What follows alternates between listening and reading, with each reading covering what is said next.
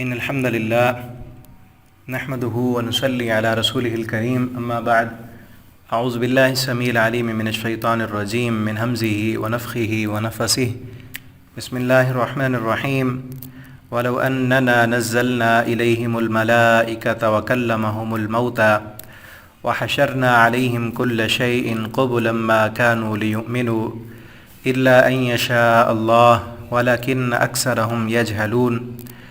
محترم بھائیو، آج آپ کے سامنے 8ویں پارے کا خلاصہ پیش کیا جا رہا ہے۔ اس پارے کے 2 حصے ہیں۔ اس پارے کے پہلے حصے میں سورہ انعام کا آخری حصہ ہے اور دوسرے حصے میں سورہ اعراف کا ابتدائی حصہ ہے۔ سورہ انعام کا معنی جانور ہوتا ہے، چوپائے، مویشی۔ اس صورت میں جانوروں کی حلت و حرمت کے بارے میں بات کی گئی ہے، تو اسی وجہ سے اس سورت کا نام سورہ انعام رکھا گیا ہے۔ اور اس سورت کا مرکزی مضمون، جیسا کہ کل میں نے بتایا تھا، اس کا مرکزی مضمون بنی اسرائیل میں ملت ابراہیمی اور عقیدہ توحید کے سچے وارث جو ہے مشرکین قریش نہیں بلکہ محمد رسول اللہ صلی اللہ علیہ وسلم ہے۔ چونکہ مشرکین مکہ بھی اپنے آپ کو یہ سمجھتے تھے کہ ہم بنو اسماعیل سے ہیں اور ملت ابراہیمی کے ہم دعوے دار اپنے آپ کو سمجھتے تھے۔ چونکہ ان میں شرک آ چکا تھا، اس لیے ان کی شرکیہ عقائد کا ذکر کیا گیا اور پھر ان کا رد کیا گیا، اور توحید کی اقسام اور توحید کے تقاضے اس صورت کے اندر بیان کیے گئے ہیں۔ اور توحید اور شرک کے ضمن میں بطور خاص جانوروں کے حلال و حرام کے متعلق، کیونکہ ان لوگوں نے، مشرکین مکہ نے، جانوروں کو بتوں کے لیے خاص کیا ہوا تھا اور اپنی مرضی سے کسی چیز کو حلال کر لیتے، کسی چیز کو حرام کر لیتے، اور بتوں کے نام پر وہ جانور جو ہے نذرانے دیا کرتے تھے اور ذبح کیا کرتے تھے۔ تو اس لیے اس صورت میں ان کے متعلق تفصیلی احکامات اللہ تعالیٰ نے ذکر کیے ہیں۔ صرف وہی جانور اللہ تعالیٰ نے فرمایا کہ حلال ہیں جو شرعاً جائز ہوں اور اسے ذبح کرتے ہوئے اللہ کا نام لیا جائے۔ پچھلی صورت میں سورہ مائدہ کے شروع میں حلال جانوروں کا ذکر کیا گیا اور جو جانور حرام ہیں وہ بتائے گئے۔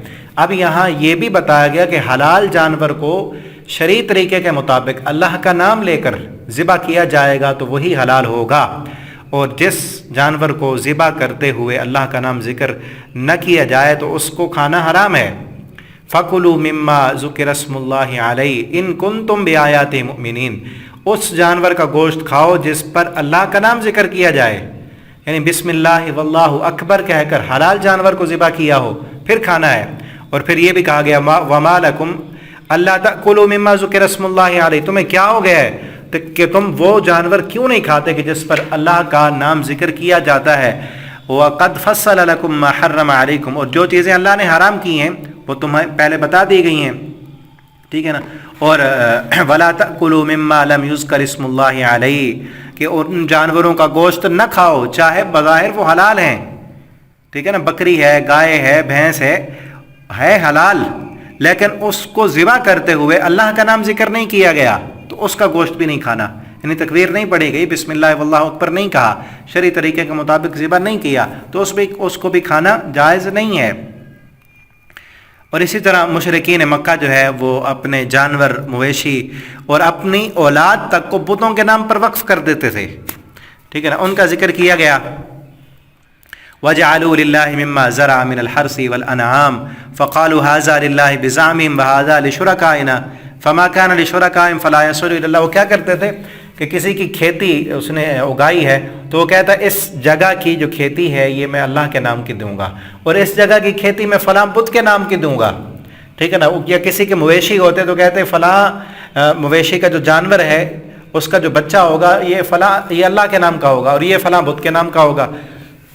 لیکن پھر اگر ایسے ہوتا کہ جو کھیتی کا حصہ زمین کا اللہ کے نام کا مختص کیا ہوا ہے اور ایک حصہ بت کے نام کا مختص کیا ہوا، کبھی ہوتا کہ وہ اللہ کے نام کی ہوئی کھیتی اچھی نہ ہوتی، ٹھیک ہے نا، تو پھر وہ کچھ نہ کہتے، کوئی اللہ کے نام کی نہیں ہوئی، بس نہیں ہوئی، ختم، اللہ کے نام کا وہ حصہ نہ دیتے۔ اگر پیر کے نام کا، اپنے بت کے نام کا، ٹھیک ہے نا، کیا ہوا مختص حصہ وہ کھیتی خراب ہو جاتی، پھر وہ کیا کرتے، پھر وہ اللہ کے نام کا جو حصہ ہوتا نا وہ اٹھا کر ان کو دے دیتے، بتوں کے نام کا دے دیتے۔ فما کانا، وہی کہا اللہ نے کہ کس طرح انہوں نے اللہ رب العالمین کو کیا سمجھا ہوا ہے. یعنی پیر صاحب کے نام کا اگر حصہ خراب ہو گیا بڑا ڈر ہوتا کہ اس کا حصہ نہ دیا بت کے نام کا تو پتہ نہیں کیا ہو جائے گا. فما کانا فقالوا ھذا للہ بزعمہم، ان کے گمان کے مطابق یہ اللہ کا ہے، وھذا لشرکائنا، اور یہ ہمارے شریکوں کا ہے. فما کان لشرکائہم، جو ان کے شریکوں کا ہوتا، فلا یصل الی اللہ، وہ اللہ کا حصہ نہ بن سکتا. وما کان للہ، اور جو اللہ کا ہوتا، فہو یصل الی شرکائہم، وہ ان کے شریکوں کو مل جاتا. اگر شریکوں کا حصہ خراب ہو گیا ہے تو اللہ والا اٹھا کے دے دیا. اور آج ہم ذرا غور کریں تو ہمارے معاشرے میں ہمارے کلمہ پڑھنے والے لوگوں کی بھی یہی حالت ہے. اللہ کے نام کا دیتے ہوئے ان کو کوئی پرواہ نہیں ہوگی، دیں نہ دیں کوئی مسئلہ نہیں ہے. کبھی تجربہ کیا ہو کہ ایک بندہ آ کر صدا لگائے اللہ کے نام کا دے دو، اللہ کے نام کا دے، کسی کو دل کرتا ہے دے، اور دیں گے بھی صحیح تو حقیر چیز، ردی چیز. اور اگر آ کر کوئی کہے کہ فلاں پیر صاحب کے نام کا دے دو، لوگ ڈریں گے، اگر نہ دیا پتہ نہیں کیا ہو جائے گا. اور کئی لوگ جاہلیت، وہی جاہلیت جو مشرکین مکہ کی تھی، آج کلمہ پڑھنے والوں کی بھی یہی ہے کہ ان کے پیر صاحب آئیں تو ساری کھیتی لے کر چلے جائیں، ان کے مویشی جس جانور پر مرضی ہاتھ رکھ دیں مالک اف تک بھی نہیں کرتا. اور اسے پتہ، اور اس کا عقیدہ کیا غلط بن چکا ہے کہ اگر اس کو نہ دیا ساری کھیتی تباہ ہو جائے گی، اگر اس کو نہ دیا سارا جانوروں کا ریوڑ تباہ ہو جائے گا. کیسا عقیدہ! ان کا مشرکین مکہ کا بھی یہی عقیدہ تھا، اگر بتوں کے نام کا نہ دیا تو بت تو ہماری کھیتی تباہ کر دیں گے. تو اس لیے ہمیں چاہیے میرے دوستو بھائیو، عقیدہ توحید خود بھی سمجھیں، اور اپنے ماحول معاشرے میں جو شرک پھیلا ہوا ہے، شرکی عقائد، وہ بتوں کے نام کے جانور ذبح کرتے تھے، اور آج کئی کلمہ پڑھنے والے بکرے چھترے جانور جا کر درباروں اور بازاروں پر ذبح کرتے ہیں. وہ مشرکین مکہ کیا کرتے تھے؟ ذبح کرتے وقت غیر اللہ کا نام لیتے تھے، اپنے بتوں کا نام لیتے تھے. یہ بھی کلمہ پڑھنے والے وہاں جاتے ہیں درباروں اور مزاروں پر اور ان پیروں کا نام لے کر جانور ذبح کرتے ہیں. فرق کیا رہ گیا باقی؟ یہی ساری چیزیں اللہ رب العالمین نے قرآن میں بتائی ہیں. یہی باطل ان کے عقائد کا رد کر کے قرآن ہمیں دیا ہے. قرآن پڑھا نہیں، انہی کے عقائد کے مطابق زندگی بسر کر رہے ہیں، تو پھر انجام کیا ہوگا؟ جنت کہاں سے ملے گی؟ وہ بھی اپنے بیٹوں کو کیا کرتے تھے؟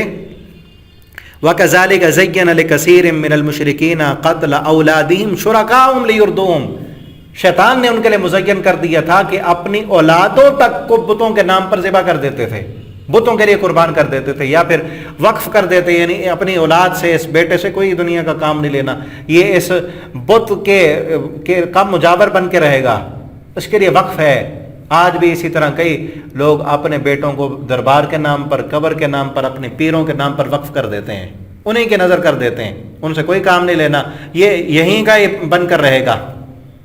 بالکل وہی عقائد جو مشرکین مکہ کے تھے، اللہ رب العالمین نے قرآن میں ان کا رد کیا اور توحید کا پیغام دیا. آج قرآن سے دوری کی وجہ سے ان لوگوں کو پوچھو قرآن دیکھ کر پڑھنا نہیں آتا، اور عقیدے کیا بنے ہوئے ہیں کہ پیر صاحب کے دربار پہ آؤ، چند دیگیں پکاؤ اور تمہارے بیڑے پار ہیں. بیڑے پار اسی طرح ہو جائیں گے. وہ خود ان کا بیڑا پتہ نہیں پار ہونا ہے یا نہیں ہونا، تمہیں کیا ملے گا؟ اللہ رب العالمین نے تو اس صورت میں، کل بھی میں نے بتایا تھا، سورہ انعام میں ان مشرکین مکہ کے تمام باطل عقائد کا رد کیا ہے، اور پھر یہ پیغام دیا ہے کہ محمد الرسول اللہ صلی اللہ علیہ وسلم اب آخری نبی ہیں. انہوں نے جس چیز کو حلال قرار دیا اللہ کی طرف سے، اسی کو حلال سمجھنا ہے. جو چیز رب نے حرام قرار دی اس کو حرام سمجھنا ہے. ایک اللہ کے سامنے سر جھکانا ہے، تبھی تمہاری دنیا میں بھی کامیابی ہے اور آخرت میں بھی کامیابی ہے. اور آگے اللہ رب العالمین نے اپنی قدرت کے کچھ اور دلائل دیے. وَهُوَ الَّذِي، وہ اللہ وہ ہے، انشأ جنات، جس نے تمہارے لیے باغات بنائے. اگاتا وہ ہے، جب پھل پھول لگتے ہیں، جب فصل اگتی ہے، پھر تم شریکوں کو دیتے ہو، غیروں کو دیتے ہو، اللہ کے نام کا نہیں دے سکتے. معروشات وغیرہ معروشات، کچھ ایسے پھل ہیں، باغات ہیں جن کی چھتیں ہیں اوپر، جس طرح انگور ہے اس کی بیلیں ہیں اوپر چھتیں بن جاتی ہیں، اور کچھ ایسی ہیں جن کی بیلیں زمین پر پھیلتی ہیں. والنخل کھجوریں، والزرع مختلف اکلوا، کئی قسم کے جو ہے مختلف ان کے ذائقے ہیں، زیتون ہے، رمان، انار ہے. کلوا من ثمرہ، اللہ کے ان پھلوں کو کھاؤ. اذا اثمر، جب یہ پک جائیں. واتوا حقہ یوم حصادہ، اور اس رب کا حق ادا کرو یوم حصادہ، اس کی کٹائی کے دن. جب فصل پک جائے، فصل کی کٹائی کرو تو اللہ کے نام کا بھی دو. اور نبی کریم صلی اللہ علیہ وسلم نے حصہ متعین کیا کہ ایسی زمین جس پر خرچہ ہوتا ہے اس میں نصف عشر ہے، یعنی 20 من میں سے 1 من اللہ کے نام کا دینا ہے. اور وہ زمین جس پر خرچہ نہیں ہوتا، بارانی علاقے ہیں، بارش کی وجہ سے پک جاتی ہے فصل، تو اس میں سے عشر ہے، عشر 10 میں سے 1 من، 10 من میں سے 1 من اللہ کے نام کا دینا ہے. یہ فرض ہے عشر نکالنا. جو نہیں نکالیں گے پیچھے پورا مال ان کا پاک نہیں ہوگا، وہ حرام مل جائے گا. اور یہ دینا جس کو ہے، یہ نہیں سمجھنا کہ ہم نے جو ہے احسان کر دیا، یہ ان کا حق ہے، حق پہنچانا ہے حق والوں کو. اور دینا کن کن کو ہے وہ آگے سورہ توبہ میں زکوٰۃ کے مصارف جو ہیں وہ بیان کیے گئے ہیں، وہاں پہ پڑھیں گے. اور پھر جانوروں کے بارے میں فرمایا ثمانیۃ ازواج من الضان اثنین ومن المعز اثنین، 8 قسم کے جانور ہیں جو حلال ہیں. اور پھر اسی طرح آگے یہ بھی بتایا گیا کہ بنی اسرائیل پر جانوروں کی جو چربی تھی ان کے غلط کاموں کرتوتوں کی وجہ سے، گناہوں کی وجہ سے ان پر حرام کر دی گئی تھی. اور پھر آگے اللہ رب العالمین نے یہ فرمایا کہ آؤ ہم تمہیں گن کر بتائیں کہ حرام چیزیں کون سی ہیں. یہ اپنی طرف سے جو تم نے جانور حرام کیے ہوئے ہیں نا، یہ کیا کرتے کہ فلاں جانور کا گوشت عورت نہیں کھا سکتی، فلاں جانور اب بت کے نام کا ہے اس پر سواری کرنا حرام ہے، فلاں جانور کے اتنے اگر بچے پیدا ہو گئے، نہیں ایک جانور ہے اس نے 3 دفعہ مادہ جو ہے اونٹ تھے، اکثر مادہ اونٹنیاں جنم دی ہیں، اب وہ اونٹنی اس کا دودھ پینا، اس پر سواری کرنا، اس سے اس کے کام، اس کو کسی کام کے لیے استعمال کرنا حرام ہے. یہ اب بت کے نام کی چھوڑ دی جائے گی. یعنی اپنی طرف سے حلال و حرام تم نے کیا ہوا ہے، جو اللہ نے حرام کیا اس کی کوئی پرواہ نہیں ہے. اور پھر یہاں ہم بھی ذرا دیکھیں کہ اللہ نے جو چیزیں حرام کی ہیں نا، آج کلمہ پڑھنے والوں کی بھی یہی حالت ہے. جو چیزیں اللہ نے حرام کی ہوئی ہیں اس کی کوئی پرواہ نہیں ہوگی، اور جو اپنی طرف سے اپنے رسم و رواج کی وجہ سے چیزیں حرام کی ہیں ان کا بڑا خیال کریں گے. کیا چیزیں فرمایا قل تعالوا اتلوا ما حرم ربکم علیکم، آؤ میں پڑھ کے سناتا ہوں جو تمہارے رب نے تم پر حرام کی ہے. وہ کیا ہے؟ سب سے پہلی چیز یہ ہے اللہ تشرکوا بہ شیئا، اللہ کے ساتھ کسی کو شریک نہیں کرنا. یہ تو تم کر رہے ہو، شرکی عقائد ہیں. اللہ رب العالمین کی ذات میں، صفات میں تم نے غیروں کو شریک کیا ہوا ہے. مال دیا اللہ نے، کھیتی اللہ نے اگائی، اور تم غیروں کا حصہ بنائے اس میں شامل کیا ہوا. یہ تم کر رہے ہو جو چیز اللہ نے حرام کی ہے. وبالوالدین احسانا، والدین کے ساتھ احسان کرنا ہے. ولا تقتلوا اولادکم من املاق، اپنی اولاد کو بھوک کے ڈر کی وجہ سے قتل نہیں کرنا. نحن نرزقکم، ہم ان کو رزق دیتے ہیں، وایاہم، اور انہی کی وجہ سے تمہیں بھی دیتے ہیں. یہاں دیکھا پہلے یہ نہیں کہا کہ ہم تمہیں رزق دیتے ہیں اور ان کو بھی دیں گے، نہیں، بلکہ نحن نرزقکم وایاہم، ان کو بھی دیں گے اور تمہیں بھی دیتے ہیں. تمہیں دے رہے ہیں نا تو ان کو کیوں نہیں دیں گے؟ نحن نرزقکم، ہم ہی رزق دینے والے ہیں تم کو، وایاہم، ان کو بھی دیں گے. ولا تقربوا الفواحش، اور فواحش کے قریب نہ جاؤ، فحاشی اور یعنی اس کے قریب مت جانا. ما بطن ما ظہر منها وما بطن، چاہے کوئی ظاہری فحاشی ہو یا باطنی ہو. ولا تقتلوا النفس التي حرم الله الا بالحق، کسی نفس کا قتل نہیں کرنا مگر حق کے ساتھ، یعنی وہ قاتل ہے تو بدلے میں قصاص کے طور پر اس کو قتل کرنا ہے. ذالکم وصاکم بہ، یہ اللہ تمہیں وصیت کرتا ہے لعلکم تعقلون، تاکہ تم عقل رکھو. جو چیزیں اللہ نے حلال کی ہیں، حرام کی ہیں، ان کی کوئی پرواہ نہیں.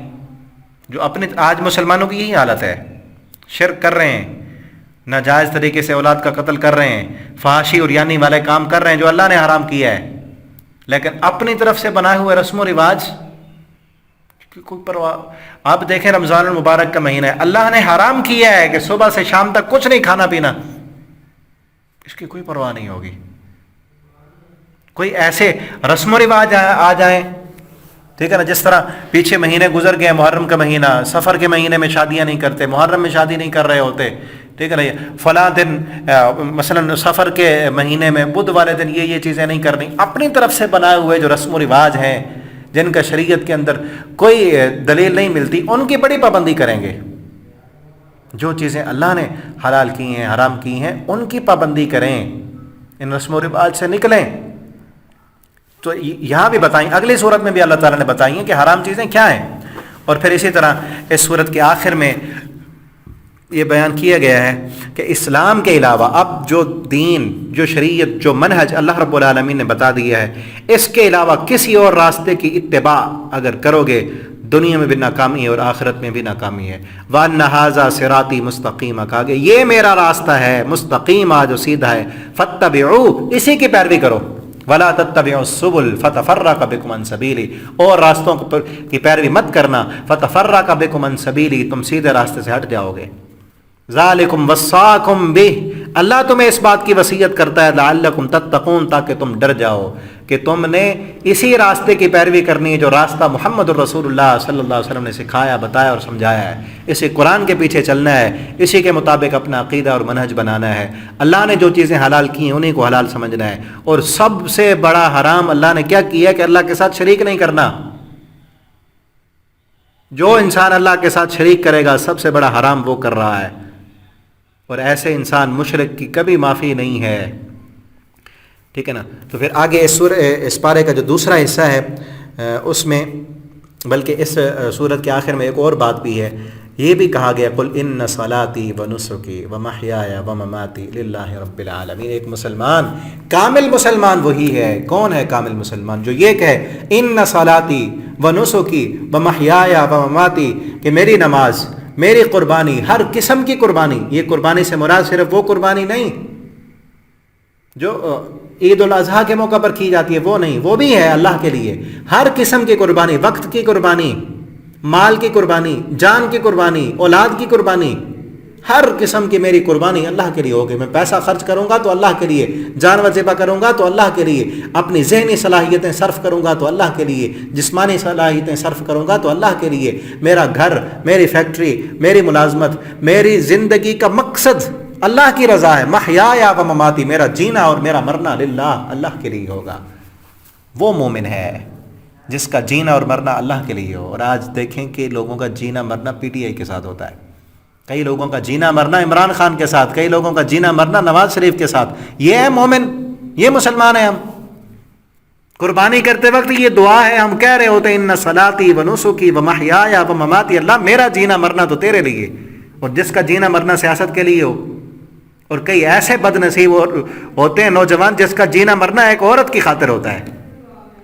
ادھر میری شادی نہ ہوئی تو میں تو مر جاؤں گا، میری زندگی موت کا مسئلہ ہے۔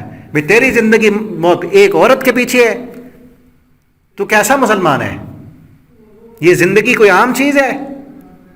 یہ زندگی اسی کے لیے دینی ہے جس نے یہ زندگی دی ہے، یہ جان اسی کی ہے جس نے دی ہے، اسی کے لیے دے دو، اسی کے لیے کر دو یہ ساری صلاحیتیں۔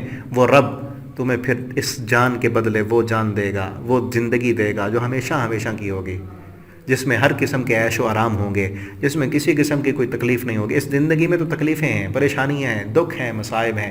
اس زندگی کو اس کے نام کر دو جس نے یہ زندگی دی ہے، وہ اس زندگی کو بھی سنوار دے گا، اگلی بھی سنوار دے گا، ٹھیک ہے۔ اللہ تعالیٰ ہمیں توفیق دیں کہ ہماری ساری صلاحیتیں اللہ کے لیے ہوں۔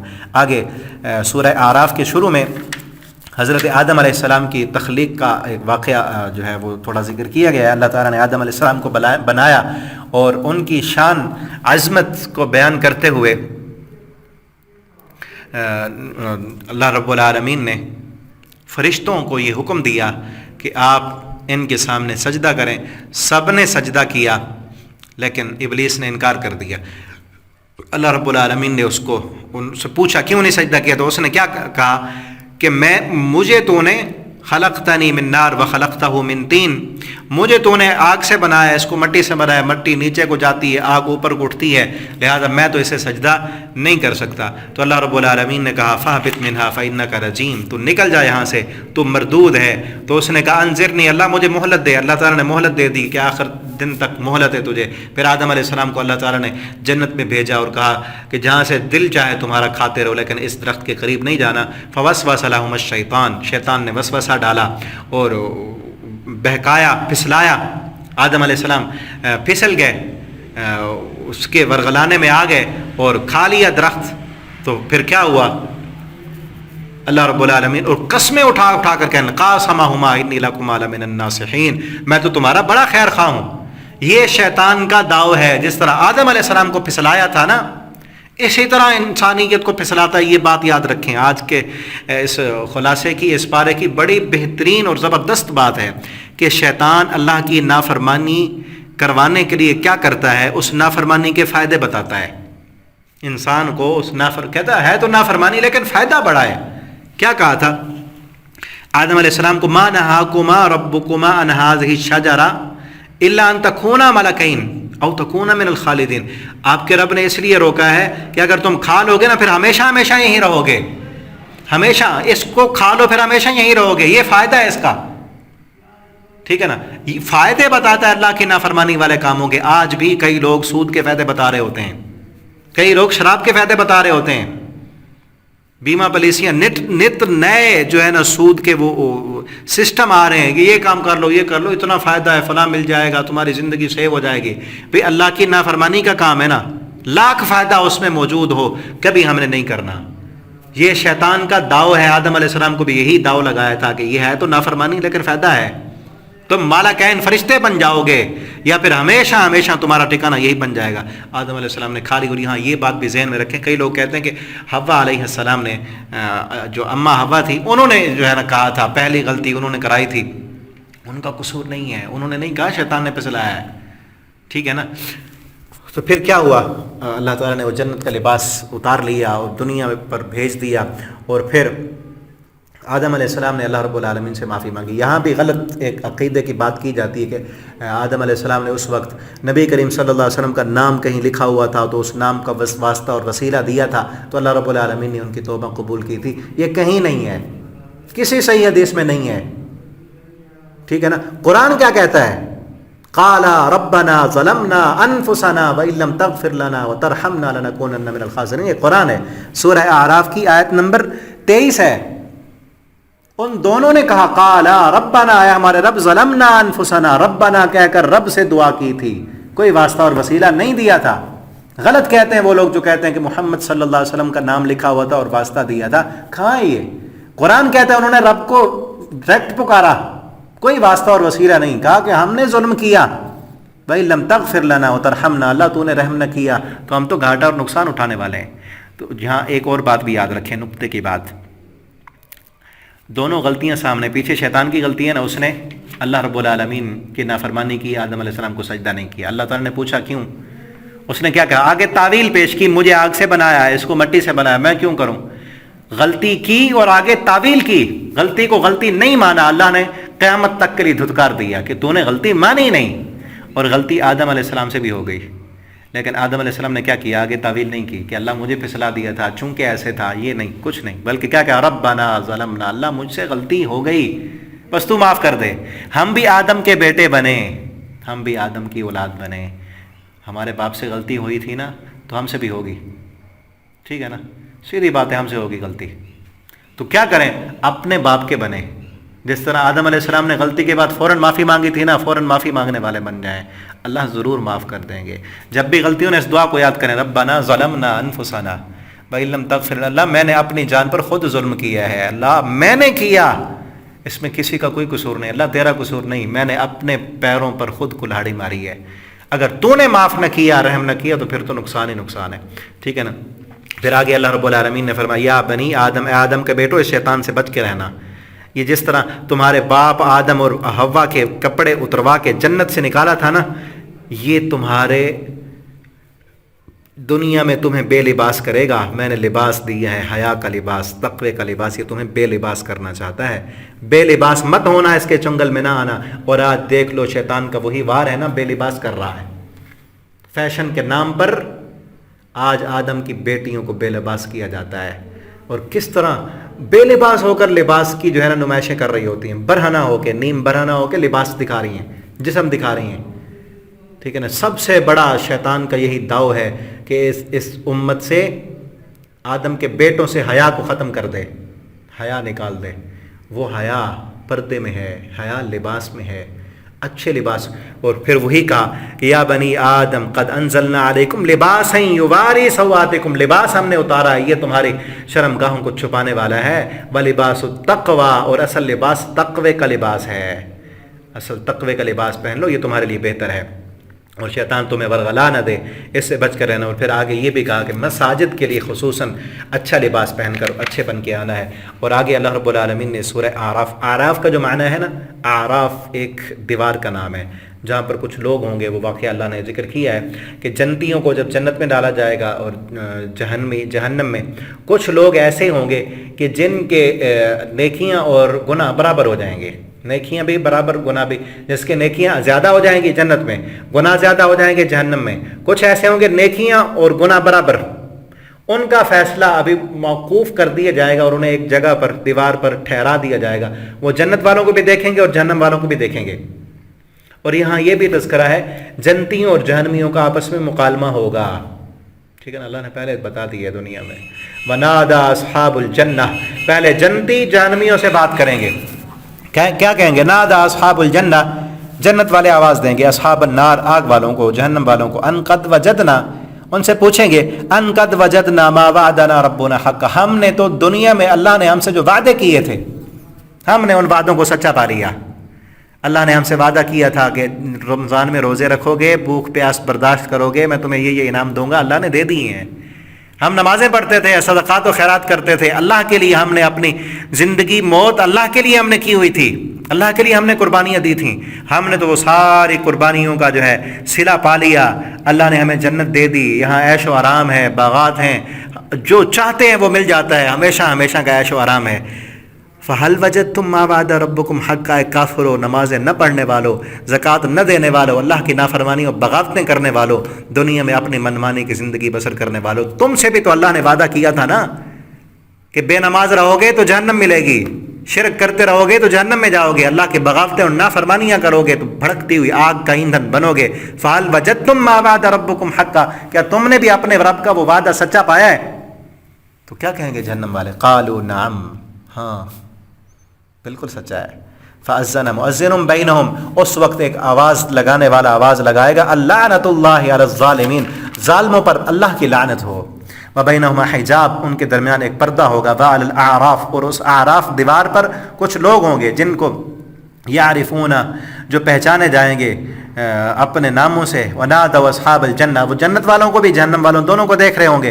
وہ جنت والوں کو کہیں گے اصحاب الجنہ ان سلام علیکم، جنت والوں تم پر سلامتی ہو. لم يدخلوها، وہ جنت میں داخل نہیں ہوئے ہوں گے لیکن انہیں طمع ہوگی. اور پھر انہیں پھیرا جائے گا جہنم والوں کی طرف اور کہیں گے ربنا لا تجعلنا مع القوم الظالمین، وہ اصحاب اعراف کہیں گے اے اللہ ہمیں اس ظالم قوم سے نہ بنانا. ونادى اصحاب الاعراف، اور اصحاب اعراف آواز لگائیں گے، کچھ مرد ہوں گے. قالوا ما اغنى عنكم جمعكم وما كنتم تستكبرون، جہنمیوں سے کہیں گے وہ تمہاری جمعیت کدھر ہے؟ ما اغنى عنكم جمعكم، تمہارے گروہ نے، جمعیت نے، جتھے نے تمہیں کوئی فائدہ نہ دیا. وما كنتم تستكبرون، جو تم دنیا میں تکبر کیا کرتے تھے، گھمنڈ تھا تمہیں اپنی فوج کا، گھمنڈ تھا تمہیں اپنے جو ہے برادری کا، قبیلے کا، اپنی طاقت کا زعم تھا. تم سمجھتے تھے کہ ہم بڑے، سارے ہمارے ساتھ ہیں. ٹھیک ہے نا، یہ وہ کہاں ہے؟ دنیا میں جس چیز کا تمہیں گھمنڈ تھا، جس تکبر کی وجہ سے تم اللہ کے سامنے نہیں جھکا کرتے تھے کہ ہمارے ساتھ تو فلاں فلاں لوگ ہیں، ہمیں کیا ضرورت ہے نماز پڑھنے کی، ہمیں کیا ضرورت ہے روزے، وہ تکبر کدھر گیا تمہارا؟ کچھ کام نہ ہے. ہؤلاء الذین، یہی جنت والے لوگ ہیں نا. اقسمتم باللہ، تم قسمیں اٹھا کر کیا کہا کرتے تھے کہ لا ینالہم اللہ برحمہ، اللہ ان پر تو اپنی رحمت نہیں کرے گا. اس وقت بھی کافروں کا یہ ذہن تھا اور آج بھی ہے. اس وقت کافروں کا ذہن کیا تھا؟ وہ سمجھتے تھے کہ دنیا میں اللہ والے لوگ، یہ فطرت رہی ہے اللہ کی کہ جو اللہ کو ماننے والے ہوتے ہیں نا، اسلام والے، نبیوں کی بات ماننے والے، وہ کمزور، ضعیف، فقیر، غریب لوگ ہوا کرتے ہیں. وہ کہتے تھے کہ یہ اگر اللہ ان کو دیتا تو دنیا میں نہ دیتا، دنیا میں اللہ نے ہمیں دیا ہے پیسہ، عیش و عشرت وہ ہمارے پاس ہے. پہلے تو وہ سمجھتے کہ آخرت ہوگی نہیں، ہوگی بھی صحیح تو ہمیں ہی ملے گا. جس طرح ہم دنیا میں امیر ہیں، سیٹھ ہم ہیں، سارا کچھ دنیا کی تگ و دو اور دنیا کی معیشت کا کنٹرول ہمارے ہاتھ میں ہے، ہمارے اختیار میں ہے. ان کے پاس تو کچھ نہیں. دنیا میں یہ بھوکے فقیر، آخرت میں بھی ایسے ہی ہوں گے. اس وقت بھی یہی ذہن تھا کافروں کا اور آج بھی یہی ہے. اور اصحاب اعراف کہیں گے یہی لوگ ہیں نا تم جن کے بارے میں کہا کرتے تھے کہ ان کو اللہ نے دنیا میں نہیں دیا، آخرت میں نہیں ملے گا. اللہ نے تو دے دیا ان کو، اب تم بتاؤ تمہارا کیا بنے گا. لا ینالہم اللہ برحمہ، قسمیں اٹھا اٹھا کر کہتے تھے کہ ان کو کچھ نہیں ملے گا. ادخلوا الجنہ، جبکہ رب نے کہہ دیا کہ میری جنت میں داخل ہو جاؤ. لا خوف علیہم ولا هم یحزنون، تم پر کوئی خوف نہیں ہے، کوئی غم نہیں ہے. ونادى اصحاب النار، اس وقت آگ والے پکاریں گے اصحاب الجنہ، جنت والوں کو. انا افیضوا علینا من الماء، جہنم میں جل جل کر جو ہے وہ نڈھال ہوں گے اور کہیں گے جنت والوں کو انا افیضوا علینا من الماء، ہمارے اوپر تھوڑا سا پانی تو گرا دو. او مما رزقہم اللہ، جو اللہ نے تم کو رزق دیا ہے وہ ہم پر بھی پھینک دو، جنت کے پھلوں کا جو ہے وہ چھلکا ہی خالی پھینک دو ہم پر، جہنم کا کھانا، زقوم کا درخت تھوہر، اور جو ہے کچ لہو، پیپ، زخموں کی پیپ، لہو اور کھولتا ہوا پانی، وہ پی پی کر تھک چکے ہوں گے جل جل کے، ایک چمڑی جلے گی، پیچھے پڑا ہے نا سورہ نساء میں، کلما نضجت جلودہم بدلناہم جلودا، ایک چمڑی جلے گی اوپر سے اوڑا اور آ جائے گی۔ اب جنتیوں کو پکار کر کہیں گے کہ ہم پر پانی ڈال دو، وہ کیا کہیں گے؟ ان اللہ حرمہما علی الکافرین، یہ جنت کا پانی، یہ جنت کی نعمتیں، یہ پھل، یہ سب چیزیں اللہ نے تم پر حرام کر دی ہیں، یہ تمہارے لیے نہیں ہیں، تم دنیا میں اپنی من مانی اور من پسند کی زندگی تم نے بسر کی، لہٰذا اب جو ہے یہ مزہ چکھو۔ تو میرے بھائی اور دوستو، اللہ نے سب کچھ ہمیں دنیا میں بتا دیا ہے، دیکھو ہم پڑھ رہے ہیں، ٹھیک ہے نا، اور آپ قرآن کھولیں اگلے دن، یہ روزانہ جو پڑھتے ہیں نا، ان آیتوں پر غور کریں، ترجمہ پڑھیں ان کا، اللہ نے پہلے بتا دیا ایسے ہونا ہے، ایسے ہی ہونا ہے، تو اپنی من مانی زندگی چھوڑیں، اپنی مرضی کو اللہ کی مرضی کے تابع کر دیں، ٹھیک ہے نا، نماز پڑھیں، اپنے گناہوں کی معافیاں مانگیں اللہ سے، اللہ کے راستے میں صدقات و خیرات کریں، اللہ سے دعا کریں کہ اللہ ہمیں جہنم سے بچا کر اپنی رحمت کے ساتھ جنت الفردوس کا داخلہ عطا فرما دیں، ٹھیک ہے نا۔ آگے ایک رکوع میں اللہ نے اپنی قدرت کے دلائل بتائے، ان ربکم اللہ الذی خلق السماوات، رب وہ ہے جس نے آسمان بنایا اور خود عرش پر مستوی ہوا۔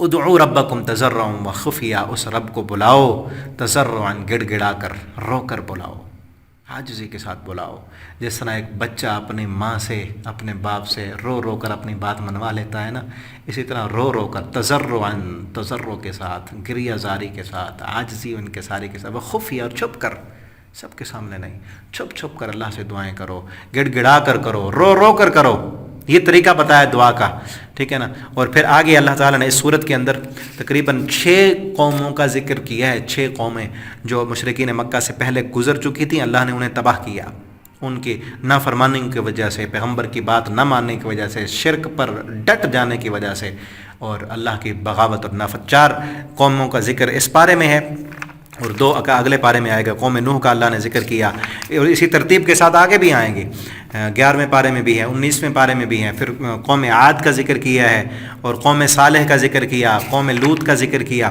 ٹھیک ہے، اور اسی طرح اصحاب مدین کا ذکر کیا۔ یہ 4 قومیں، ان چاروں کا جرم یہ تھا کہ اللہ کی نافرمانی کرتے تھے، بغاوت کرتے تھے، اور سب سے بنیادی جرم جو تھا وہ شرک تھا، اور باقی کسی کی کوئی خرابی تھی، کسی کی کوئی خرابی تھی، ان خرابیوں کی وجہ سے اللہ نے صفحہ ہستی سے مٹا دیا۔